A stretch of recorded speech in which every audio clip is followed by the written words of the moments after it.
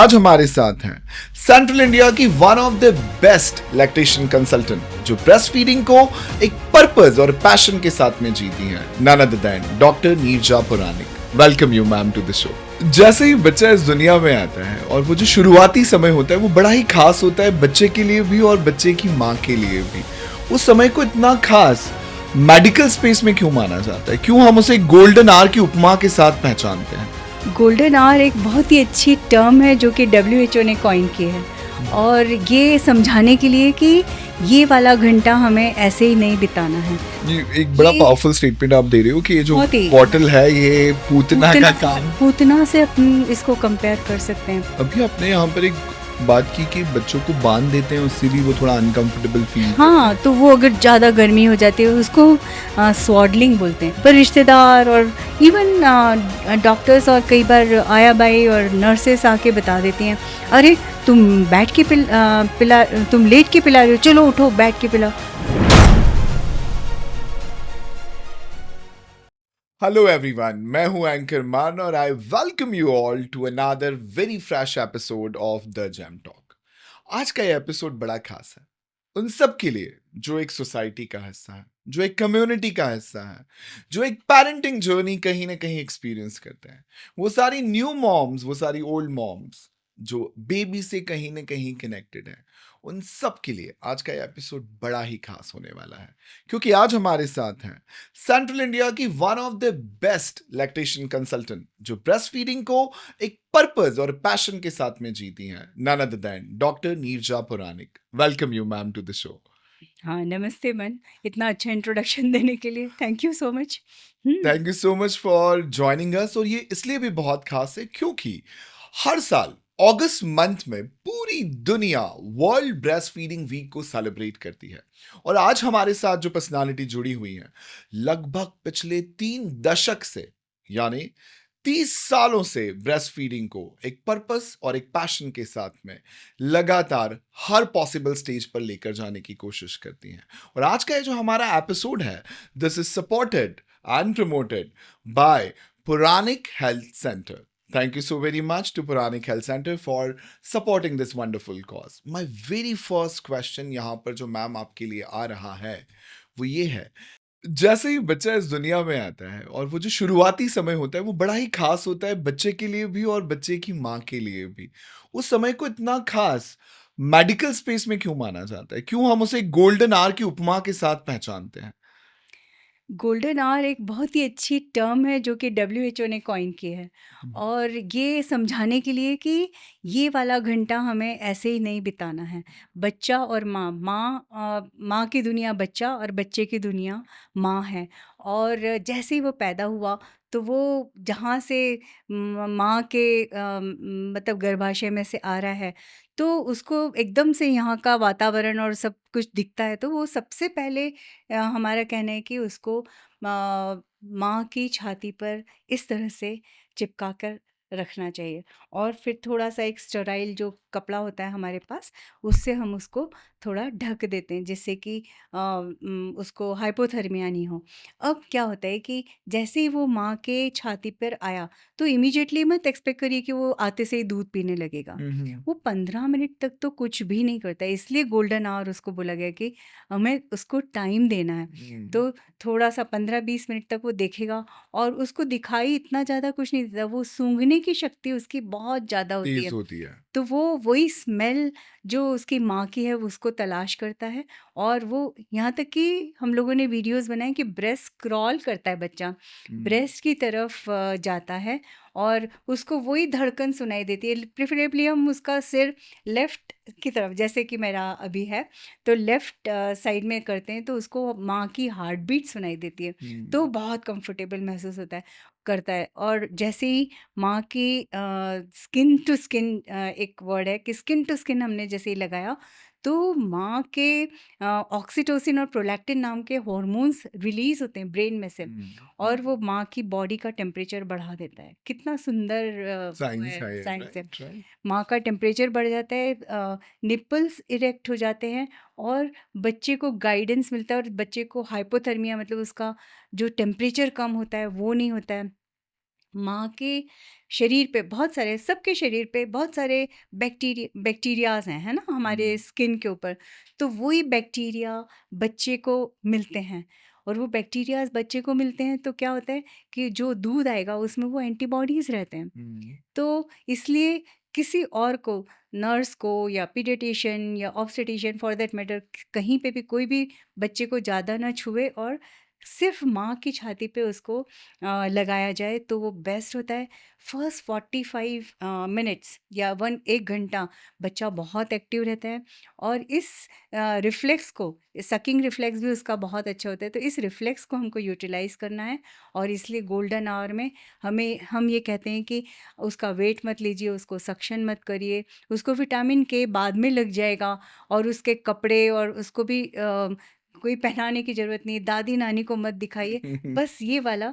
पर इसमें ना बाहर जो भी लेबर रूम के बाहर या ऑपरेशन थिएटर के बाहर जो रिश्तेदार हैं वो बहुत इम्पेशेंट हो जाते हैं कि अरे बच्चा हो गया, हमको आवाज़ तो आ गई पर अभी तक हमें बच्चा। तो उनको हम पहले से ही, हमारी कुछ एंटीनेटल क्लासेस होती हैं उसमें बताते हैं कि ये हम ऐसा गोल्डन आवर फॉलो करते हैं। तो ये गोल्डन आवर के बहुत सारे दूसरे भी एडवांटेज हैं, पर बेनिफिट्स अभी हैं। तो मैं इतना पर बता मुझे रही हूँ। ये एक बात जो समझ आ रही कि मदर और चाइल्ड दोनों के बॉन्ड के लिए इट्स अ ब्यूटीफुल बॉन्डिंग बिल्कुल सही टाइम, है, हाँ। और दोनों के हेल्थ के लिए इसके अपने बहुत सारे बहुत सारे एडवांटेजेस हैं, एडवांटेज जैसे है। कि आपने बताया। मदर का जो ऑक्सीटोसिन और प्रोलैक्टिन नाम का हार्मोन है, तो ऑक्सीटोसिन क्या करते हैं, हैप्पी हार्मोन हम बोलते हैं। तो ऑक्सीटोसिन का एक और काम है कि यूट्रस को कॉन्ट्रैक्ट करना, वो बहुत अच्छे से यूट्रस को कॉन्ट्रैक्ट करता है। तो जो मदर में पोस्टपार्टम हेमरेज हम बोलते हैं कि डिलीवरी के बाद जो कई बार बहुत ज़्यादा ब्लीडिंग होता है, उसको रोकता है।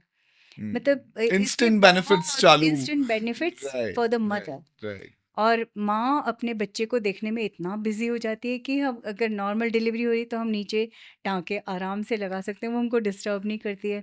इन बच्चों में हाइपोथर्मिया नहीं होता, इन बच्चों में जो शुरू से एक हफ्ते में, शुरू के हफ्ते में कुछ वेट लॉस होता है बच्चे का, वो इन बच्चों में कम देखा गया है। इंटेंसिटी ऑफ द जॉन्डिस इन बच्चों में कम पाई गई। तो ये इमीडिएट ब्रेस्ट फीडिंग, या कहना चाहिए कि one golden one golden hour hour को जो के ये जो फॉलो, गोल्डन बेनिफिट्स हैं। गोल्डन बेनिफिट्स हैं, उसका क्या एडवांटेज है, बात है, उसका क्या बात इम्पोर्टेंस है। है। जैसे कि आपने अभी बताया कि जो फर्स्ट फेज का फीडिंग होता है उसका भी एक अपना इम्पोर्टेंस होता है। पर बिल्कुल, ऐसा ऑब्जर्व किया जाता है कि जो इनिशियल फ्लूइड होता है वो एक नॉर्मल मिल्क जैसा नहीं होता है। बहुत ही कम होता है। ये भी बहुत अच्छा तुमने क्वेश्चन बताया। उसको भी हम गोल्डन लिक्विड बोलते हैं। अच्छा। वो कोलोस्ट्रम कहते हैं, वो बहुत थोड़ा बूंद-बूंद आता है, बहुत ज़रा-सा आता है, और ऐसा कहते हैं नेचर ने जितना बच्चे को चाहिए उतना ही बनाया है, अच्छा। उसको कोलोस्ट्रम को। तो जब कोलोस्ट्रम बहुत कम-कम आता है तो सारे रिलेटिव्स और उनको लगता है कि ये तो बहुत ही कम आ रहा है, और अपना ऐसा बोलना कि अरे तुमको तो बहुत कम दूध आ रहा है, तो आता हुआ दूध भी कई बार सूख जाता है, क्योंकि इट इज़ ऑल ब्रेन से रिलेटेड है। पिट्यूटरी हाइपोथैलेमस काम कर रहे हैं, तो ऐसे में हम लोग जो बूंद बूंद आता हुआ कोलोस्ट्रम है वो ही देते हैं, वही प्रेफर करते हैं कि बच्चा वो ले। पर जनरली क्या होता है कि बच्चे को चुप करने के लिए या स्किन टू स्किन लगाने के बजाय उसको 30 ml तक भी देखा है मैंने, जो दूध ऊपर का दे दिया जाता है, या फॉर्मूला फीड या जो भी देना है वो दे दिया जाता है। पर क्या और ये अनहेल्दी प्रैक्टिस है? अनहेल्दी क्या, अनहेल्दी से भी ज़्यादा कोई वर्ड अगर हो, डेंजरस है ये? डेंजरस है, सच में डेंजरस प्रैक्टिस है। क्योंकि मेरे पास एक स्लाइड है, मैं बताती हूँ कि शुरू में फर्स्ट 24 आवर्स में बच्चे का जो स्टमक का साइज़ है वो केवल चेरी के बराबर होता है। चेरी। चेरी, हाँ। हम्म। तो 5 टू 7 ml उसकी कैपेसिटी होती है, और हम क्या करते हैं 30 ml उसमें डाल देते हैं उसके पेट में।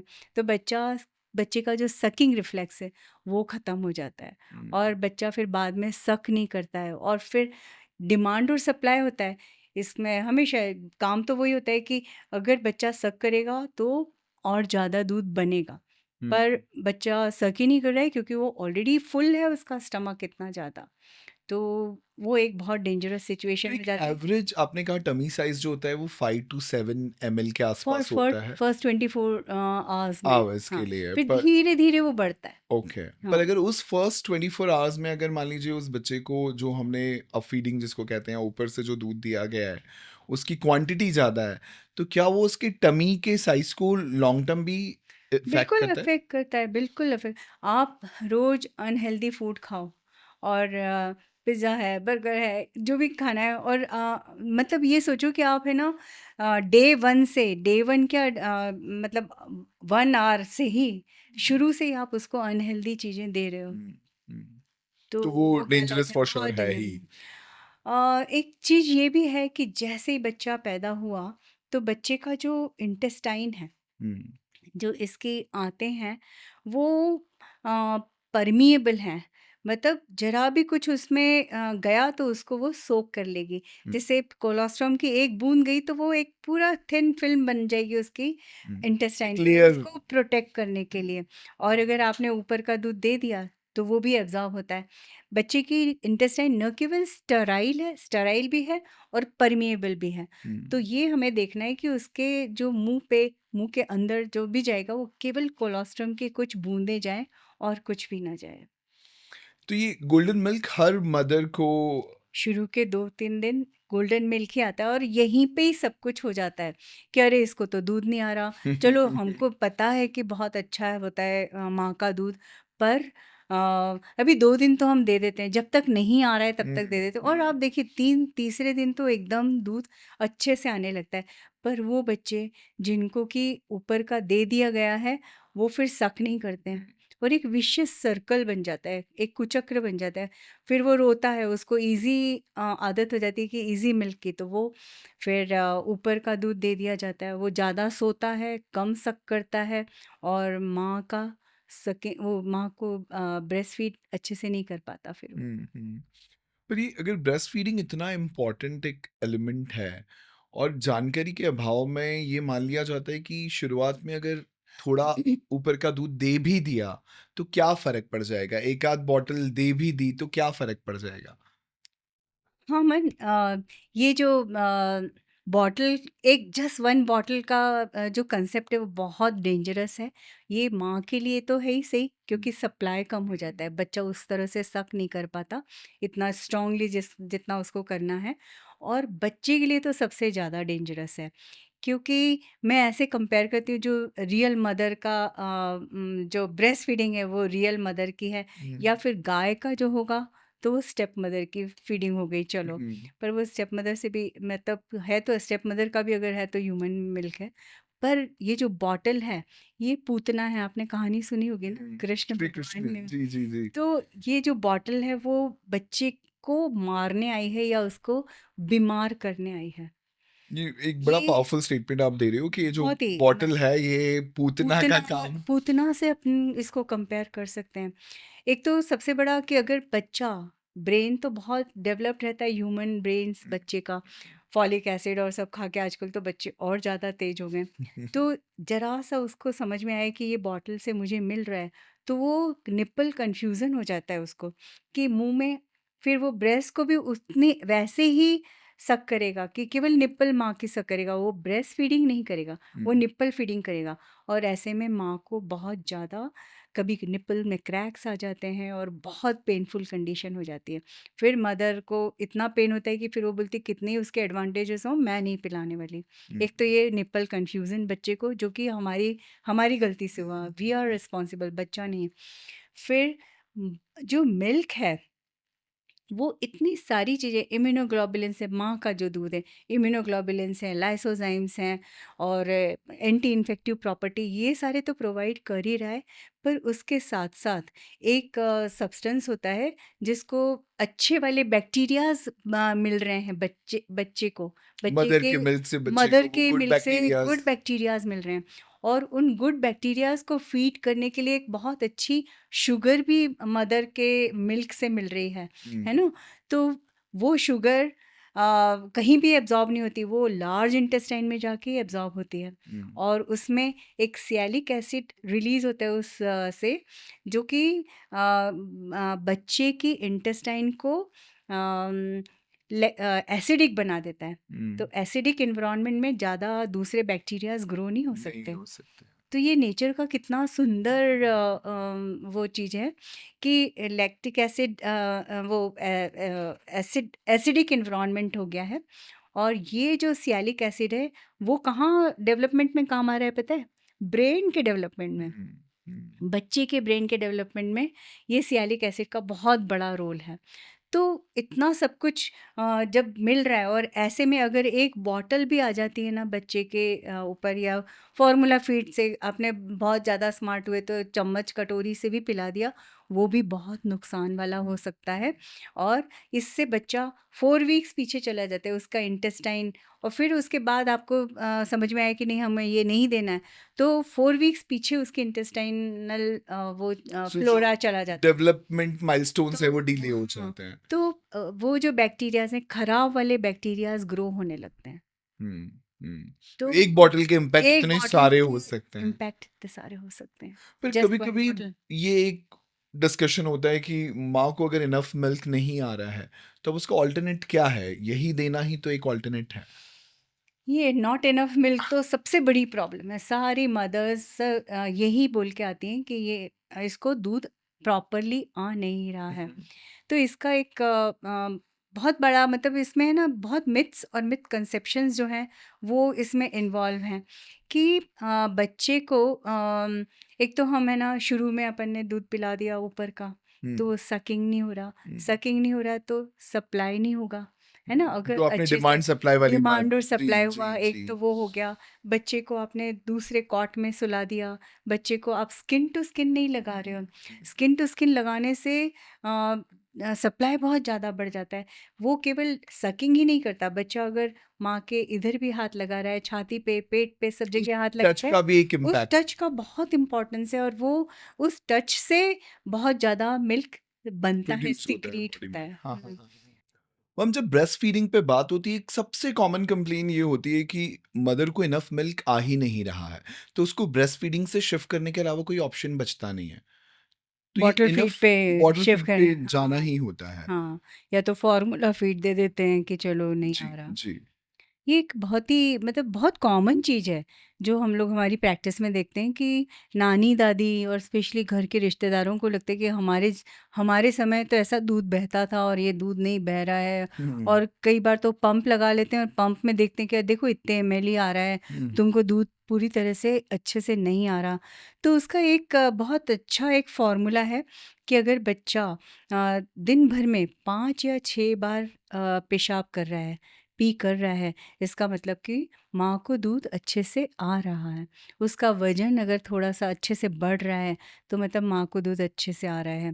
और फिर थोड़ा बहुत अगर रोता ज़्यादा है, तो कई बच्चे क्रैंकी होते हैं कि उनको कुछ भी, अगर ठंड लग रही है तो भी रोएगा, अगर उसको ज़्यादा आपने लपेट के रखा है, गर्मी है तो भी रोएगा। लपेटने पे उसको मेरा एक और सवाल है जो मैं मैं आपसे जरूर बताऊँगी पूछना उसको, चाहूंगा। हाँ, जी बिल्कुल। जी। तो ज़्यादा गर्मी लग रही है तो रोएगा, किसी कीड़े ने, मच्छर ने काट खाया तो रोएगा। तो रोने के बहुत मल्टीपल सारे दूध रीजंस हैं। हो सकते वो हैं। उसने उसका पॉटी कर लिया है, वो गंदा हो गया है, उसका नैपी चेंज करवाना है तो रोएगा। तो रोने का मतलब ये नहीं है कि उसको माँ भूख को लगी है। दूध नहीं आ रहा है। पर हमें घरवालों को समझाना है कि अगर वो, आप बस देख लो कि 5 या 6 बार पेशाब हो रही है उसकी, मतलब कि दूध अच्छे से आ रहा है। और हाँ, एक बात और है कि जो टोटली एक्सक्लूसिव ब्रेस्ट फीड पे बच्चे होते हैं, वो कई बार 2-2 3-3 दिन तक मोशन नहीं होता, उनको पॉटी नहीं करते। तो पॉटी को काउंट आप नहीं करना कि अरे देखो इसने पॉटी नहीं की है इसलिए इसको दूध नहीं आ रहा। तो माँ का दूध ऐसा होता है कि कई बार पूरी तरह पचा जाते हैं वो बच्चे, और उसको 4 दिन तक, 3 दिन तक पॉटी नहीं होती। तो हमारे पास काउंटिंग के लिए क्या है, एक तो उसका अच्छे से वज़न बढ़ रहा है, एक जो तो कि चार वज़न आप रोज़ नहीं ले सकते। नहीं ले वो सकते। आपको क्लिनिक में ही जाके देखना पड़ेगा। तो आपके पास क्या क्राइटेरिया है, अगर 4-5 बार पेशाब हो रही है मतलब दूध अच्छे से आ रहा है। ओके, अभी आपने यहाँ पर एक बात की कि बच्चों को बाँध देते हैं, उससे भी वो थोड़ा अनकंफर्टेबल फ़ील करते हाँ, हैं। तो वो अगर ज़्यादा गर्मी हो जाती है उसको स्वॉडलिंग बोलते हैं। जी। और आपको बहुत जगह उसके बहुत वीडियोज़ मिलेंगे कि आजकल हाउ तो टू लोग स्वॉडल। ट्रेनिंग करते हैं कि कैसे बिल्कुल, स्वॉडल करना है। स्वॉडल करने की हुँ। ट्रेनिंग, जो कि बिल्कुल गलत है। स्वॉडलिंग गलत है। स्वॉडलिंग नहीं करना चाहिए, बिल्कुल गलत है। बच्चा आया ही बाहर इसलिए क्योंकि वो मूवमेंट्स कर सके। अंदर वो मूवमेंट नहीं हो पा रहा था इसलिए बाहर आया है। और फर्स्ट 28 डेज़ में तो बिल्कुल भी स्वॉडलिंग की ज़रूरत नहीं है ओके। बच्चे को, क्योंकि आप अर्ली क्यूज़, आप जैसे ये बच्चा है पूरा इसको लपेट दिया है और हुँ। आप इसमें केवल इसका मुँह है और आप उसको और सिर से पकड़ के और आप उसको पिलाने की कोशिश कर रहे हो, तो ये गलत है। और एक तो हाँ, सिर से बिल्कुल नहीं पकड़ना है। हुँ। हमें पकड़ना है तो कंधे के पीछे, जिससे कि उसके हेड के मूवमेंट अच्छे रहें और उसको पूरी तरह से फ्री कर देना है, स्वॉडलिंग नहीं करना है। उससे बच्चा माँ से टच में रहेगा और उसको ज़्यादा अच्छे से दूध आएगा। ये जब दूध पिलाते समय इसको भी निकाल देना है, अच्छा, मिटन को और सॉक्स को, जिससे कि बच्चे का मैक्सिमम टच माँ मिल की पाए स्किन मदर से को। हो। पर यहाँ पर आपने जो एक बात अभी कही है कि गर्दन को ऐसे नहीं रखना है या इतना मोड़ना नहीं है, मतलब फीडिंग के टाइम पे जो पोज़ीशन है, वो मदर और हाँ। चाइल्ड दोनों की पोज़ीशन बड़ी एक इम्पोर्टेंट रोल प्ले बहुत करती है। अच्छा तुमने क्वेश्चन किया। तो बहुत सारी पोजीशंस डिस्क्राइब्ड है, क्रॉस क्रेडल, क्रेडल, पर शुरू के 20-25 दिन तो मैं कहती हूँ कि केवल माँ को लेट के पिलाना चाहिए। मतलब और मदर भी लेटी हुई है और मदर बच्चा भी लेटे, लेटा बच्चा हुआ है। तो अगर माँ अगर बैठ के दूध पिला रही है तो बच्चा तो लेटा, पोजीशन तो उसकी वही है। जी। और अगर माँ लेटी हुई है तो भी बच्चे की पोजीशन यही है, उसके बच्चे की पोजीशन में कोई फर्क नहीं पड़ता। हुँ, हुँ। पर रिश्तेदार और इवन डॉक्टर्स और कई बार आया बाई और नर्सेस आके बता देती हैं, अरे तुम बैठ के पिला, तुम लेट के पिला रहे हो, चलो उठो बैठ के पिलाओ। At the middle of the midnight 2 बजे 3 बजे जब बच्चे को दूध चाहिए तो वो कैसे बैठेगी? अभी अभी उसका ऑपरेशन हुआ है या फिर नॉर्मल डिलीवरी में भी नीचे जो स्टिचेस आते हैं एपिज़ियोटोमी, वो इतना पेनफुल होता है कि sitting on a painful episiotomy wound is so difficult. हुँ, और सिमिलरली सिज़ेरियन का स्कार है, अगर सिज़ेरियन से बच्चा है तो भी बैठना बहुत मुश्किल है। तो मुश्किल शुरू के बल्कि सवा महीने 20 दिन तक तो आप मोटिवेट करें माँ को कि लेट के ही पिलाए, और कोई कान में दूध नहीं जाता और कोई ऐसा नहीं होता कि बच्चा दब जाएगा। हुँ, माँ इतनी अलर्ट रहती है आधी नींद में भी कि वो आराम से वो बच्चे को संभाल लेगी। और इस बीच में थोड़ी बहुत उसको नींद भी आ जाती है तो वो बहुत उसके लिए आरामदायक है।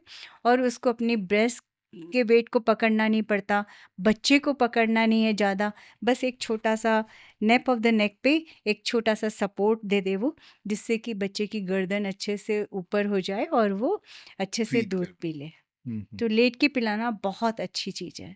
ये एक बहुत ज़रूरी मैसेज है जो कि जाना चाहिए। ये सब लोग डीमोटिवेट करते हैं कि बैठ के दूध पिलाओ, आप लेट के मत पिलाओ।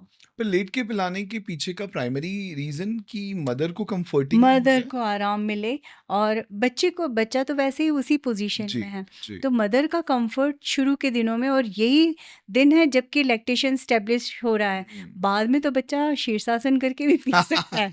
तो अभी ये वाली चीज़ है कि माँ का कंफर्ट बहुत ज़रूरी है। बहुत ज़रूरी है। पर जैसे कि आपने अभी मिडनाइट भी बच्चे को दूध पिलाना है और मदर के लिए भी एक कम्फर्टिंग हो जाता है। एक और बड़ा रीज़न होता है कि एक एक प्रैक्टिस होती है कि जब तक बच्चा बर्प ना कर ले, हाँ, तब तक बिल्कुल। वो माँ कंफर्टेबल नहीं फ़ील करती है। तो जो बच्चे एक्सक्लूसिव ब्रेस्ट फीडिंग पे हैं, माँ के दूध पे हैं, जो कि एक भी बार उन्होंने ऊपर का दूध नहीं लिया है, हुँ, उनको इतना ज़रूरी नहीं है बर्पिंग। बर्पिंग जो फ़ॉर्मूला फ़ीड पे हैं या ऊपर का दूध ले रहे हैं, उसमें तो बहुत ज़रूरी है, क्योंकि वो मतलब इतना हेल्दी भी नहीं होता और बर्प कर लेना ज़रूरी है।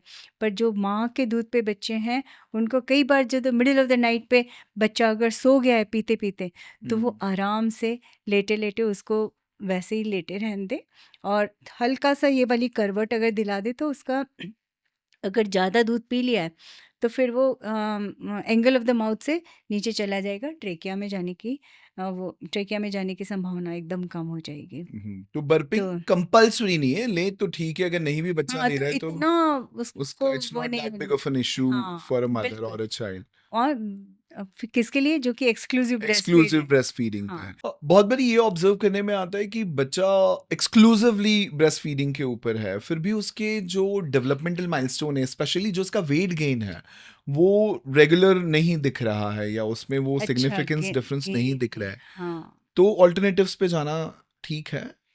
नहीं, मैं बिल्कुल नहीं बोलूँगी कि ऑल्टरनेटिव्स पे जाना। उसका हम लोगों को काउंसलिंग करना पड़ता है, बैठ के देखना पड़ता है कि उसकी पोज़ीशन कैसी है, वो किस तरह से दूध पिला रही है और फिर भी वेट गेन नहीं हो रहा है। तो इसका एक बहुत बड़ा कारण है कि फ़ोर मिल्क और हाइंड मिल्क। फ़ोर मिल्क जो शुरू में आता है, माँ को दूध पतला होता है बिल्कुल, वो रिच इन प्रोटीन होता है, उसमें फ़ैट कंटेंट कम होता है। और जो बाद में आता है हाइंड मिल्क, उसमें फ़ैट कंटेंट ज़्यादा होता है। तो जब हाइंड मिल्क भी मिलता है बच्चे को साथ-साथ में, तब उसका वेट बहुत अच्छा गेन होता है। कई माएँ क्या करती हैं, मैडम आपने बोला था कि दूध मेरा ही देना है, तो मैंने दिया। तो फिर क्या प्रैक्टिस में लाते हैं कि इधर से दूध पी लिया एक तरफ से, पर दूसरी तरफ से बहने लगता है, वो नॉर्मल चीज़ है। तो फिर वो एकदम चेंज करके दूसरी पोज़ीशन ले लेती हैं। तो बच्चे को क्या मिला? केवल फ़ोर मिल्क मिला, पतला ही दूध मिला। Although the baby is on exclusive breast feeding और वो 5-6 बार पेशाब भी कर रहा है, पेशाब ज़्यादा बार करेगा क्योंकि उसको पतला-पतला ही दूध मिल रहा है। तो दूध इतना पतला दूध मिल रहा है, फ़ोर मिल्क, तो ऐसे में उसका गेन नहीं अच्छा होगा। तो हम लोग एडवाइस करते हैं, उसकी काउंसलिंग करते हैं, उसको बताते हैं कि तुझे किस तरह से हाइंड मिल्क भी देना है। कुछ बच्चे ऐसे होते हैं जो प्री टर्म बच्चे होते हैं, उनके लिए सिर्फ एक्सक्लूसिव ब्रेस्ट फीडिंग सफिशिएंट है? अरे पता है ये नेचर का इतना सुंदर अरेंजमेंट है कि जैसे मैंने फ़ोर मिल्क आपको बताया, हाइंड मिल्क बताया, वैसे प्रीटर्म मिल्क जो माँ बच्चे को जल्दी टाइम से समय से जल्दी जिन्होंने जन्म दे दिया, जिसको कि प्रीटर्म बेबी जी, बोलते हैं, जी। वो उनका प्रोटीन कंटेंट और फैट कंटेंट अगर आप माँ का देखो लैब में जाके, तो उसका बहुत ज़्यादा होता है। हुँ। तो पर यही है कि उसको स्किन टू स्किन लगाना है और एक्सक्लूसिव ब्रेस्ट फीडिंग और ऑल टाइम मिल्क देना है, एटीएम जैसे बोलते हैं, ऑल टाइम मिल्क है। तो उसको बार बार दूध पिलाना है, ऐसा नहीं कि आप घड़ी से देख के 2 घंटे में ही पिला रहे हो, नहीं। जब भी उसके अर्ली क्यूज़ आपको देखना है। क्यूज़ से क्या तात्पर्य है? क्यूज़ से मतलब है फीडिंग क्यूज़। हुँ, और हुँ। फीडिंग क्यूज़ को मैं आजकल मैं बोलती हूँ मतलब फीड बच्चा मी। रो रहा है तो उसको दूध नहीं, पिलाओ। नहीं, फीड नहीं, मी क्यूज़ बोलते हैं उसको, अच्छा। है ना? मतलब फीडिंग क्यूज़ को मैं बोल रही हूँ कि बच्चा माँग रहा है फीड मी क्यूज़। हुँ, हुँ, हुँ, तो ये अर्ली होते हैं, मिड होते हैं और लेट होते हैं क्यूज़, हाँ। हुँ। तो अगर आप बच्चे को अपने पास चिपका के सुला रहे हो, तो आप बहुत जल्दी से क्यूज़ आपको पहचान में आ जाएँगे कि ज़रा-सा बच्चे ने मूवमेंट किया, हाथ ऐसे-ऐसे किया, मतलब कि वो चाह रहा है कि वो माँ का ब्रेस्ट ढूँढ रहा है। तो ये अर्ली क्यूज़ हैं। और इसको आपने मिस कर दिया तो वो फिर श्रिल आवाज़ में रोने लगेगा, ये मिड क्यूज़ हैं। और फिर भी आपने इग्नोर किया, तो फिर वो इतना ज़ोर से रोता है और फिर ये वाले जो लेट क्यूज़ में उसको बच्चे को दूध पिलाना इम्पॉसिबल होता है। पहले उसको थोड़ा चुप सेटल करना करना पड़ता होता है, है। सेटल करना होता है, उसके बाद ही फिर वो दूध लेगा। तो इसलिए हम बोलते हैं कि झूले में भी मत सुलाओ, शुरू के दिनों में तो आप काफ़ी सारे बिल्कुल। क्लू आप मिस कर जाओगे अगर बच्चा आपसे। हाँ, सारी क्यूज़ आप मिस कर जाओगे, तो आप हमेशा उसको अपने पास सुलाइए। आजकल ट्विन्स हमें काफ़ी देखने के लिए मिलते हैं, और जब ट्विन्स अगर हैं और तो दोनों की रिक्वायरमेंट क्या सिर्फ एक्सक्लूसिव ब्रेस्ट फीडिंग से फुलफिल की जा सकती है? बिल्कुल, मैंने आपको शुरू में बताया ना, डिमांड और सप्लाई। हुँ, जब डिमांड ज़्यादा होती है तो सप्लाई भी अपने आप बढ़ जाता है। और ट्विन्स में थोड़ी दिक्कत ये होती है कि अगर आइडेंटिकल ट्विन्स हैं, तो हुँ। एक बच्चा जो खूब शांत है, उसको माँ इग्नोर कर देती है और वो जो जो बार-बार डिमांड कर रहा है उसको ज़्यादा पिलाती है। तो ऐसे में हम लोग हमेशा बोलते हैं कि एक साथ पिलाओ। मतलब उसमें क्या होता है कि अगर दोनों बच्चों को आप एक साथ पिलाते हो, हुँ, तो इसमें माँ को बहुत अच्छे से समय मिलता है। मतलब आप ऐसे बैठ के या लेट के दोनों को पिला सकते हो। और इसमें बच्चे एक साथ सोते हैं, एक साथ उठते हैं और माँ को थोड़ा टाइम भी मिलता है और इसमें कन्फ्यूज़न भी नहीं होता कि किसको पिलाया और किसको नहीं पिलाया। हुँ। तो ट्विन्स का ये है कि एक साथ दूध पिलाना बहुत अच्छा है और बिल्कुल ऐसा नहीं होता कि आप कम सप्लाई हो रहा है, बिल्कुल ज़्यादा मतलब सफिशिएंट हो। Sufficient, more than sufficient supply होता है।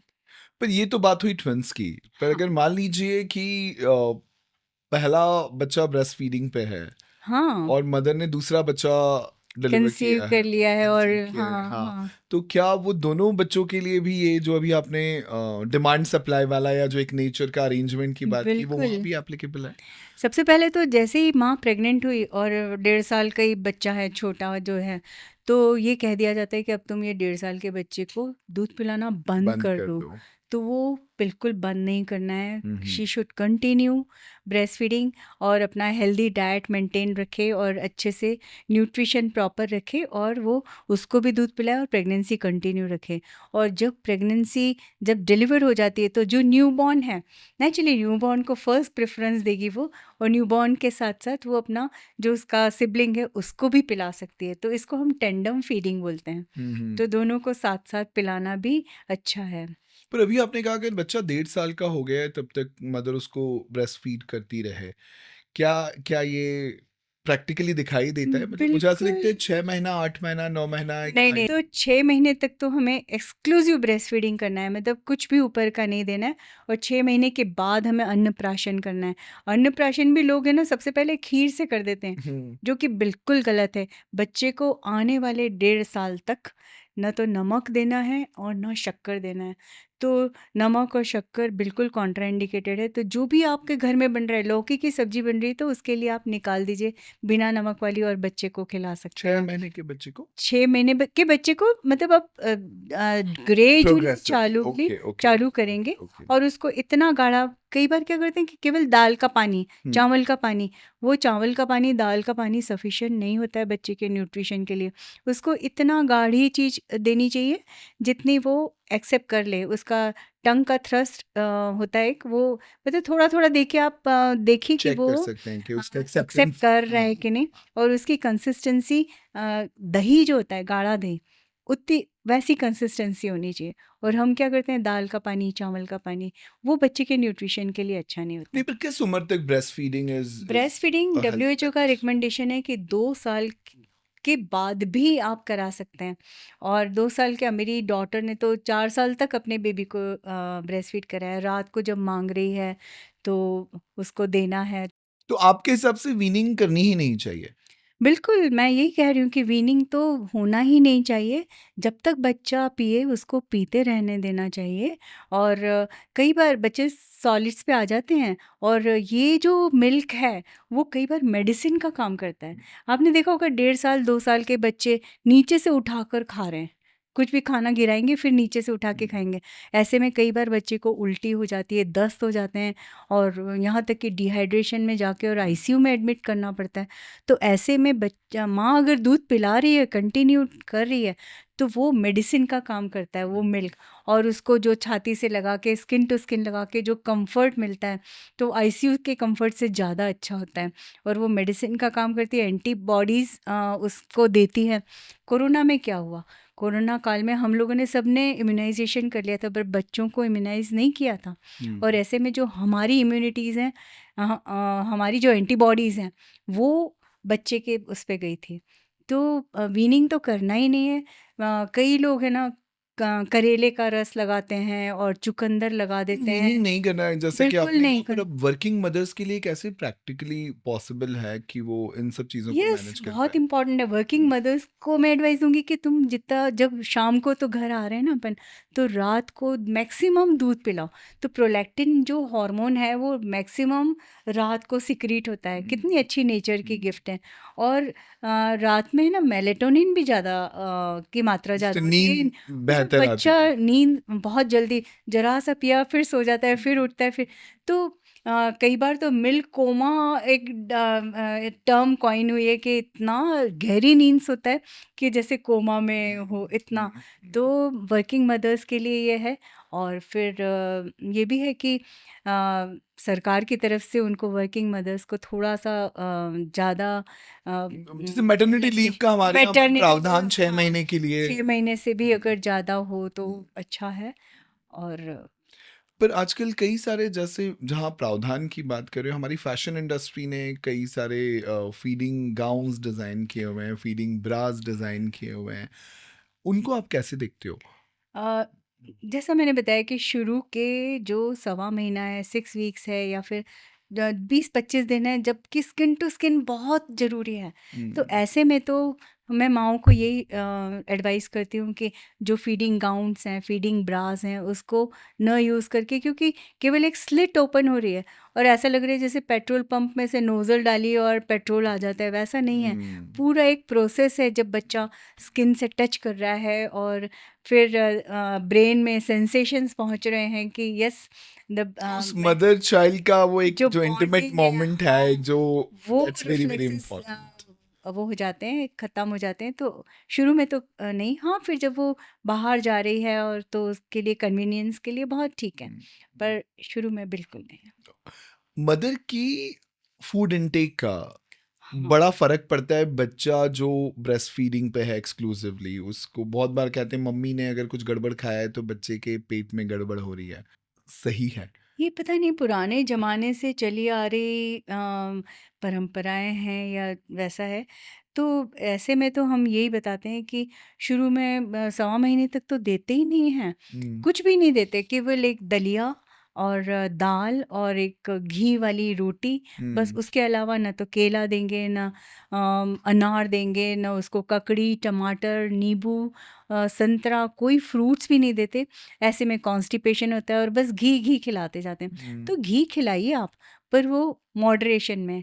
हर चीज़ मॉडरेशन में होना चाहिए और हर चीज़ खिलाना है, दही भी देना है, दूध भी देना है, हर चीज़, पनीर देना है। पर ये तो कितने उसको समय के बाद नॉर्म शुरू किया जा ये सकता है? इमीडिएटली अच्छा। जैसे ही डिलीवरी होती है तो आप केला खा सकते हैं, केले को तो दिखाते भी नहीं हैं। हम्म। वो जबकि केला कॉन्स्टिपेशन में भी अच्छा नहीं, पर होता ऐसा है। लगता है कि अगर मदर केला खाएगी तो बच्चे को सर्दी हो सर्दी हो जाएगी। जाए, जो कि बिल्कुल गलत है। आराम से वो खाए, केला खा सकती है, आम खा सक सीज़न के फ्रूट्स, सीज़न वाली जो भी चीज़ें हैं उससे खाना है, भुट्टा खाना है, तो कुछ भी देते नहीं हैं, ये चीज़ गलत है। और पर ऐसा बल्कि कहते ऊपर से कान में रुई डाल देते हैं, सिर पे पट्टी बाँध देते हैं, पेट पे बाँध देते हैं, जो कि एकदम सरासर, अब पंखा नहीं चलाने देते, एसी तो बहुत दूर की बात है। तो माँ और बच्चे को खुले अच्छी हवादार कमरे में, जहाँ पे खूब अच्छी धूप आ रही हो, रोशनी हो, वैसे में अच्छे से हेल्दी डाइट लेके और एन्जॉय करना चाहिए, बजाय कि इसके कि अंधेरे कमरे में और बंद करके उसको तो आपका ये कहना है रखने। कि मदर ये सारी चीजें खा सकती है और इससे बच्चे के गट कोई हेल्थ पे कोई कोई असर नहीं, फर्क नहीं? अगर कोई मान लीजिए मदर को सर्दी हुई है और उसने कोई दवाई खाई है, तो उस टाइम पे उसको ब्रेस्ट फीड नहीं करना चाहिए? हाँ, ये भी अच्छा। दवाइयों का क्या बहुत बड़ा एक वो रहता है, डर रहता है, जबकि 0.1% एक्सक्रीट होती है मदर्स मिल्क में, और अगर आप डॉक्टर की सलाह लेंगे तो कोई दिक्कत नहीं है। और अगर माँ को सर्दी हुई है, वो दवाइयाँ ले भी रही है, तो बिल्कुल, कोरोना में भी हमने क्या किया कि यूनिवर्सल प्रिकॉशन लेके और बच्चे को फीड करवाया है। तो ऐसा कुछ नहीं है, आराम से वो दे सकती है। वो उसकी जो बॉडी में एंटीबॉडीज़ बन रही है, वो बच्चे को प्रोटेक्ट करेगी। तो ऐसा कुछ भी नहीं है कि माँ अगर बीमार है, अगर माँ को कोई दवाइयाँ भी चल रही हैं, तो उसको बंद नहीं करना है अचानक से कि अरे मैं ब्रेस्ट फीड करा रही हूँ तो ये दवाई नहीं लूँ। डॉक्टर की सलाह लेना चाहिए। और बहुत से बहुत एंटी कैंसर ड्रग्स जो हैं, वो अगर कोई माँ ले रही है तो उसमें हम प्रिकॉशन लेने का बोलते हैं। पर अदरवाइज़ कोई ऐसी ड्रग्स नहीं है जिसमें कि हम बोलें कि नहीं, तुम ये दवाई ले रही हो, एंटी एपिलेप्टिक्स ही ले रही है, कोई एंटी हाइपरटेंसिव ले रही है, तो आप उसको, बच्चे को दूध नहीं देना है या आपकी दवाइयाँ बंद कर देना है। बिना डॉक्टर की सलाह के कुछ भी नहीं करना है। पर ब्रेस्ट फीडिंग करने वाली मदर्स का ऐसा अनुभव रहता है कि ब्रेस्ट फीड करने से उनका ब्रेस्ट का शेप साइज गड़बड़ा जाता है। इस कारण भी कुछ लोग ब्रेस्ट फीडिंग को थोड़ा अवॉइड करते हैं।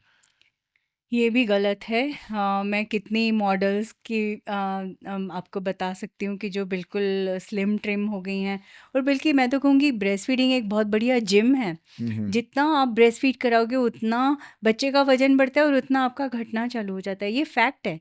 हम्म, ये मतलब साइंटिफिकली प्रूव्ड है।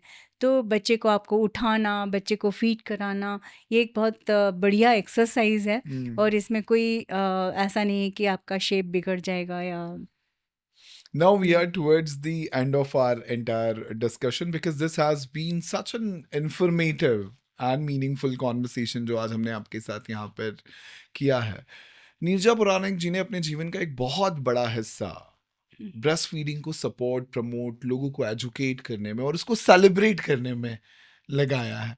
आपकी इस इंस्पिरेशन के पीछे का क्या कारण है? इसकी कहानी तो बहुत थोड़ी-सी अलग ही है। मैं उस समय एमवाय हॉस्पिटल में कार्यरत थी और 3 दिन की वर्कशॉप होने वाली थी। आज से शायद 30 साल पहले की बात है। और ब्रेस्ट फीडिंग की फ्राइडे, सैटरडे, संडे 3 दिन वो वर्कशॉप होने वाली थी। फिर कोई भी किसको भेजें तो मुझे ही पकड़ के भेज दिया गया। तो मैं बहुत ज़्यादा थोड़ी-सी शुरू में तो डिप्रेस हुई कि मेरा वीकेंड चला जाएगा, बच्चों के साथ रहना था। पर वो 3 दिनों में मैंने इतना ज़्यादा सीखा। चाचा नेहरू हॉस्पिटल में बीपीएनआई की टीम आई हुई थी, breast feeding promotion network of India की। और इन 3 दिनों में सुबह 9 बजे से लेके 6 बजे तक वो वर्कशॉप चलती थी। और उसके बाद जब संडे ख़त्म हुआ और फिर उसके बाद से मैं रूटीन में आई, तो I was A converted person कि उसके बाद से मैंने कभी पीछे मुड़ के नहीं देखा और मैं ब्रेस्ट फीडिंग के सपोर्ट में लग गई हूँ। क्या बात है! आपने कहीं समाज में कोई ऐसा मूवमेंट आपने कहीं किया, आपने कहीं देखा जो आपको लगता है कि आपके इस पर्पस को बहुत स्ट्रॉन्ग सपोर्ट करता हुआ दिखाई दिया? मैं रोटरी से जुड़ी हुई हूँ और रोटरी हर साल जब भी ब्रेस्ट फीडिंग वीक आता है तो हम लोग अलग-अलग कॉलेजेस में जाते हैं और अलग-अलग संस्थाओं में जाते हैं। तो इसका रिस्पॉन्स इतना अच्छा मिलता है। लोग मतलब इवन यंग गर्ल्स भी इसके बारे में जानना चाहती हैं और अच्छे-अच्छे क्वेश्चंस पूछती हैं। तो मुझे लगता है अगर ये समाज में ये चीज़ें बताई जाएँ तो बहुत अच्छा है। और आप जैसे ये पॉडकास्ट कर रहे हैं तो इससे भी बहुत सारा मतलब पॉजिटिव मैसेजेस जाएँगे ब्रेस्ट फीडिंग के बारे में। We would like to extend a great thanks to team The Jam Talk for bringing such important discussion to this particular podcast. Ma'am जितनी अच्छी डॉक्टर हैं और जितनी अच्छी ह्यूमन हैं उतनी ही अच्छी पोएट भी हैं। हमने पहले आपके साथ एक पॉडकास्ट किया था और एक बड़ी प्यारी सी पोम के साथ हमने उस पॉडकास्ट को कंक्लूड किया था। और हम चाहते हैं कि आज जब हमने इतना फुलफिलिंग डिस्कशन किया है, इतना सेटिस्फाइंग डिस्कशन किया है, तो इसका भी कंप्लीशन आपकी एक प्यारी सी कविता के साथ अगर होगा तो। बिल्कुल सही। मैंने अपने दिल से वो कविता लिखी है और वो कविता ब्रेस्ट फीडिंग के बारे में है। जो हमने पुरानी एक कविता से एक पुष्प की अभिलाषा, तो उसके ऊपर उसी की तर्ज पे मैंने लिखा है कि एक शिशु की अभिलाषा क्या क्या है। बात है! तो तो अगर उस वे कविता को हम यहाँ सुन सकें तो बड़ी अच्छी बिल्कुल, बात होगी। जी। तुझे सब है पता मेरी माँ। छोटी सी अभिलाषा है मेरे प्यारे डॉक्टरों से, जैसे ही निकालो मुझे गर्भ से, जोड़ दो मुझे मेरी माँ के स्तन से। शहद पीने की चाह नहीं, न ही मुझे नहलाया जाए, माँ का दूध पीने के बाद ही मुझे नानी, दादी और बुआ को दिखाया जाए। कोलेस्ट्रॉल कितना भी कम हो, एक चेरी के साइज के बराबर ही तो मेरा उदर है। कोलेस्ट्रॉल है मेरे लिए अमृत, मुझे न करो इससे वंचित। मैं निशक्त हूँ, पर तुझको तो पता है मेरी माँ, तू मांगना मुझे डॉक्टर से, न माने तो झगड़ लेना, गुस्सा करना, उनसे कहना विटामिन के बाद में लग जाएगा, पर मेरे सकिंग रिफ्लेक्स का यह सुनहरा घंटा चला जाएगा। जागरूकता के अभाव में, भ्रांतियों के दबाव में, गलत परंपराओं के निर्वाह में, सही ज्ञान की कमी के कारण मत वंचित करना मुझे मेरी माँ के अमृत पान से। कोलेस्ट्रॉल मेरी आंतों को साफ करेगा, उसकी रक्षा करेगा। स्तन के पास जाकर माँ के दिल की धड़कन सुनकर मैं बेफिक्र हो जाऊंगी। त्वचा की गर्माहट के साथ इम्यूनिटी भी ले पाऊंगी। मैं इतने अच्छे से सक करूंगी, ऑक्सीटोसिन निकालकर माँ का रक्तस्राव भी कम कर दूंगी। साथ में सुलाना, कैंगारू जैसे चिपका कर रखना, अगर मांगू बाजार में भी तो शर्माना मत, पिला देना अमृत मुझे। परवाह न करना उनकी, उन्हें तुम देखना भी मत, जो तुम्हें दूध पिलाते हुए हिकारत से देखेंगे। देखना धीरे धीरे समय के साथ लोगों का नजरिया भी बदलेगा। जरूर आने वाले समय में सुविधाएं बढ़ेंगी। स्टेशन पर, एयरपोर्ट पर, ऑफिसों और मॉल्स में भी, कहीं भी तू मुझे बेफिक्र, बेझिझक दूध पिला पाएगी। पिलाते रहना दूध मुझे 2 साल के बाद भी, मत लगाना चुकंदर करेला दूध छुड़ाने के लिए। कृष्ण और जीसस को भी देखो, पी रहे हैं अब तक भी। कभी हुई उल्टी, दस्त, चोट लगी या हुई तबीयत मेरी नासाज, तेरा ये ब्रह्मास्त्र काम आएगा, सभी बीमारियों को खदेड़ देगा मेरे शरीर के बाहर। छोटी सी अभिलाषा है मेरे प्यारे डॉक्टरों से। तुझे सब है पता मेरी माँ। इतने सारे डिस्कशन के बाद भी एक सवाल जो मन में रह जाता है वो ये है कि हम फिर भी हमारे आसपास समाज में वातावरण में ये देखते हैं कहीं कहीं पर बॉटल फीडिंग का बड़ा स्ट्रॉन्ग प्रमोशन हमें देखने के लिए मिलता है। बिल्कुल। तो ऐसी कोई आपके जीवन की घटना है जो आप हमारे साथ बांट सकते हैं जहां पर आपको ऐसा लगा हो कि हमने एक छोटा कदम जिससे एक बड़ा बदलाव आने की संभावनाएं दिखाई दी थी, वो कदम आपने लिया हो? नहीं, कई बार हम लोगों ने एयरपोर्ट पे देखा है या फिर बस स्टैंड पे या रेलवे स्टेशन पे, जो मतलब चाइल्ड केयर वाले जो रूम्स होते हैं, तो उसमें बॉटल को दिखाया जाता है, जो कि हमें मतलब आगे रह के इसको बताना चाहिए कि नहीं, ये जो चीज़ आप कर रहे हो वो गलत है। ऐसे ही हमारे यहाँ एक ज़ू पे इंदौर इंदौर के जो चिड़ियाघर है वहाँ पे एक चाइल्ड केयर रूम था। तो उसमें संवेदना परिमार्थिक एक संस्था है, उन्होंने वो बनाया है बहुत अच्छा। तो उन्होंने वॉल बताया था पेंटिंग। Wall painting. तो उसमें बताया कि आप मैडम आइएगा और वो उसको देखिए। तो मैं गई, शायद मैंने एक दिन पहले अच्छा हुआ देख लिया उसको जाके। तो उसमें एक महिला बॉटल से अपने बच्चे को दूध पिला रही है और उसमें लिखा था कि बेबी केयर रूम है जो भी। तो मुझे बहुत अजीब लगा कि ये तो गलत मैसेज जाएगा। तो फिर मैंने उसी समय पेंटर को ढूँढा, बट पेंटर उस समय बाहर कहीं चला गया था।